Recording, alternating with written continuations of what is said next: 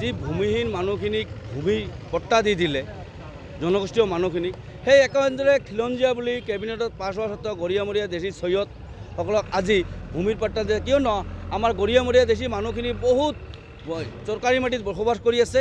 বসুন্ধৰাৰ জৰিয়তে আমাৰ মানুহখিনিক ভূমি পট্টা দিয়ে যেন এয়া আমাৰ অসমৰ মাননীয় মুখ্যমন্ত্ৰী ডক্টৰ হিমন্ত বিশ্ব শৰ্মা ডাঙৰীয়ালৈ আমাৰ আবেদন। মানে অন্য জনগোষ্ঠীক এই বসুন্ধৰা আঁচনিত অন্তৰ্ভুক্ত কৰা হৈছে, গৰিয়ামৰীয়াক কৰা হোৱা নাই। গৰিয়ামৰীয়া বেলেগ জনগোষ্ঠীক কৰা হৈছে। আমাৰ সুকীয়া হৈছোঁ কিয়নো বহুত মানুহ ভূমি পট্টা পাইছে জনগোষ্ঠীয় মানুহ। এই একেধৰণে গৰিয়ামৰীয়া দেশী মানুহখিনিক যেন ভূমি পট্টা দিয়ে আৰু চৰকাৰী মাটিত যি মানুহখিনি আছে ভূমি পট্টা দিয়ে যেন এয়াই আমাৰ আজি যি বিক্ষোভ কাৰ্যসূচী লৈছোঁ। কিয়নো আমাক খিলঞ্জীয়া হোৱাৰ সত্ত্বেও বৈষম্যৰ বলি কৰা হৈছে, ধৰ্মীয় মেৰুকৰণৰে বলীকৰণ কৰা হৈছে। কিয়নো কেবিনেটৰ পাছে গৰিয়ামৰীয়া দেশী জাতীয় পৰিষদৰ গৰিয়ামৰীয়া দেশী জলা আৰু ছৈয়দে জনগোষ্ঠীয় হিচাপে স্বীকৃতি দিছে। অসমৰ জনগোষ্ঠীয় যে আমি ভূমিপুত্ৰ, এই অসমৰ মাটিৰ লগতে আমাৰ গৰিয়ামৰীয়া দেশী মানুহখিনিৰ খিলঞ্জীয়া হিচাপে আমাৰ মাটিখিনিৰ লগত আমাৰ যি গন্ধ, আমাৰ তেজ যে আছে, তেজ বাহিৰ হ'লে অসমে গন্ধাব, বেলেগ আৰু কোনো ৰাজ্য বা ঠাইৰ নাম নগন্ধায়। আমাৰ গাঁওখন অসমীয়াই হাৰে সিমুজি আমি অসমীয়া মানুহ, কিন্তু ইয়াতে কি হৈছে আজি আমাৰ মানুহখিনিয়ে ভূমিৰ পট্টা পোৱা নাই। সেইকাৰণে এইখন খিলঞ্জীয়া চৰকাৰ কৈ আছে, খিলঞ্জীয়া যি চৰকাৰখনে গৰিয়ামৰীয়া দেশী খিলঞ্জীয়া বুলি কেবিনেটত সিদ্ধান্ত গ্ৰহণ কৰিলে আৰু তথাপিও বসুন্ধৰাৰ ক্ষেত্ৰত বৈষম্যই বলি কৰিলে, ধৰ্মীয় মেৰুকৰণেৰে বলীকৰণ কৰিলে আমাৰ মানুহখিনি। ইয়াৰ যোগে আমি আমাৰ চক্ৰ বিষয়ৰ যোগে আমাৰ মাননীয় মুখ্যমন্ত্ৰী ডক্টৰ হিমন্ত বিশ্ব শৰ্মা ডাঙৰীয়াক আমি এখন আজি স্মাৰকপত্ৰ প্ৰদান কৰিম। আমাৰ গোটেই বসুন্ধৰা আঁচনিখনতে আমাৰ গৰিয়ামৰীয়া আৰু দেশী তিনিওটা জনগোষ্ঠীৰ লগত বৈষম্য কৰা হৈছে। তাৰ বাবে আজি আমি বিক্ষোভ কাৰ্যসূচী হাতত লৈছোঁ আৰু আমাক ইয়াত বিলাচীপাৰাত বিভিন্ন দল সংগঠন AJY চিভিল আৰু আছো বিভিন্ন দল সংগঠনে আমাক সহযোগিতা কৰিছে। তাৰ কাৰণে আজি আমি ইয়াত বিক্ষোভ কাৰ্যসূচী ল'বলৈ বাধ্য হৈছোঁ যে বসুন্ধৰা আঁচনিত যদিও আমাক মানে এপ্লাই কৰাৰ সুযোগ দিছে, কিন্তু আমাৰ নগণ্য দুই এজন মানুহেহে পাইছে। কিন্তু যিখিনি মানুহ আমাৰ বহি আছে চৰকাৰী ভূমিত, এটলিষ্ট সেইখিনি মানুহক আমাৰ চৰকাৰী পট্টা দিব লাগিব। নহ'লে আজি আমি ইয়াত যি কাৰ্যসূচী লৈছোঁ এয়া আমাৰ আৰম্ভণিহে, নহ'লে ইয়াৰ পিছত আমি আৰু বিক্ষোভ কাৰ্যসূচী হাতত ল'বলৈ বাধ্য হ'ম। বৰ্তমানৰ যিখন চৰকাৰ আছে, মুখ্যমন্ত্ৰী হিমন্ত বিশ্ব শৰ্মা ডাঙৰীয়া, তেখেতৰ ওপৰত আমাৰ আস্থা আছে আৰু থাকিব। চৰকাৰখনৰ ওপৰত আমাৰ আস্থা আছে আৰু থাকিব। কিন্তু যদি আমাক এই বৈষম্যৰ বলি কৰা হয়, ধৰ্মীয় বৈষম্যৰ বলি কৰা হয়, তেতিয়াহ'লে কিন্তু আমি ভৱিষ্যতত আৰু বিক্ষোভ কাৰ্যসূচী ল'বলৈ বাধ্য হ'ম। যিহেতু আমি অসমৰে জীৱনে মৰণে অসমৰে অসমীয়া আৰু হাজাৰ বছৰে অসমেই আমাৰ বসুন্ধৰা, সেয়েহে আমাৰ লগত বৈষম্য কৰা আমি কেতিয়াও সহ্য কৰিব নোৱাৰোঁ। জয় আই অসম।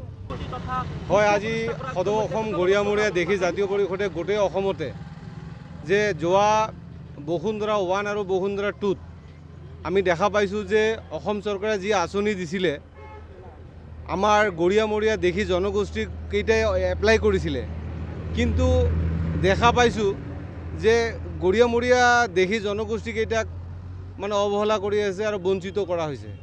কাৰণ বসুন্ধৰা আঁচনিৰ জৰিয়তে দেশী মানুহ, গৰিয়া মানুহ, লগতে মৰিয়া মানুহ এপ্লাই কৰিছিলে, ভূমিহীন মানুহ এপ্লাই কৰিছিলে। কিন্তু পিছত দেখা গ'ল যে চৰকাৰে বৈষম্যমূলকভাৱে যে এছাম মানুহকহে অকল ভূমিপট্টা প্ৰদান কৰা দেখা গৈছে। কিন্তু এই অসমৰে ভূমিপুত্ৰ এই অসমৰে সুসন্তান, এই অসমৰ ভূমিপুত্ৰ হৈও সুসন্তান হৈও আজি মাটিৰ পৰা ভূমিৰ পৰা বঞ্চিত হৈছে আমাৰ গৰিয়ামৰীয়া দেশী জনগোষ্ঠীকেইটা। কিয় বৈষম্যমূলক ব্যৱহাৰ কৰা হ'ল?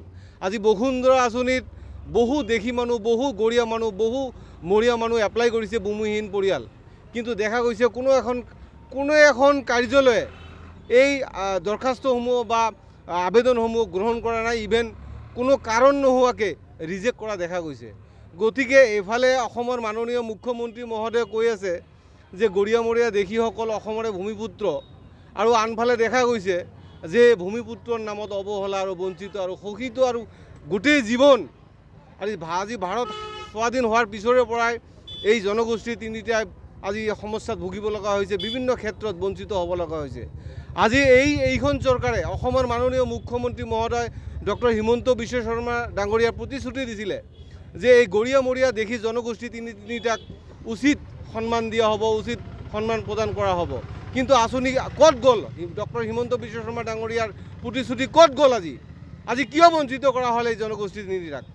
আজি এই জনগোষ্ঠী তিনিটাক ভূমিৰ পৰা উচ্ছেদ কৰা হৈছে। ভূমি প্ৰদান কৰাটো দূৰৰ কথা, ভূমিৰ পৰা উচ্ছেদ কৰা হৈছে।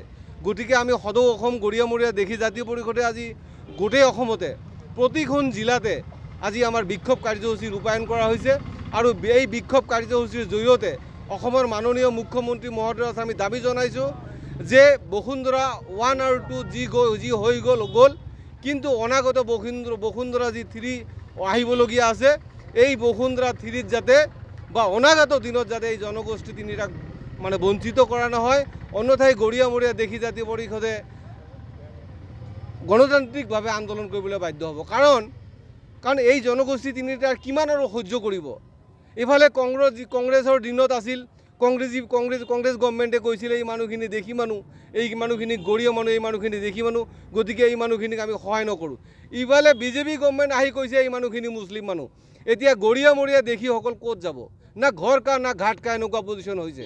গতিকে অসমৰ মাননীয় মুখ্যমন্ত্ৰী মহোদয়ক আমি কৰজোৰে অনুৰোধ কৰিছোঁ, আমি দাবী জনাইছোঁ যে এই মাননীয় মুখ্যমন্ত্ৰী মহোদয়ে যদি ইচ্ছা কৰে, মাননীয় মুখ্যমন্ত্ৰী মহোদয়ে যদি ইচ্ছা কৰে তেনেহ'লে এই জনগোষ্ঠী তিনিটাক উদ্ধাৰ কৰিবলৈ সক্ষম হ'ব।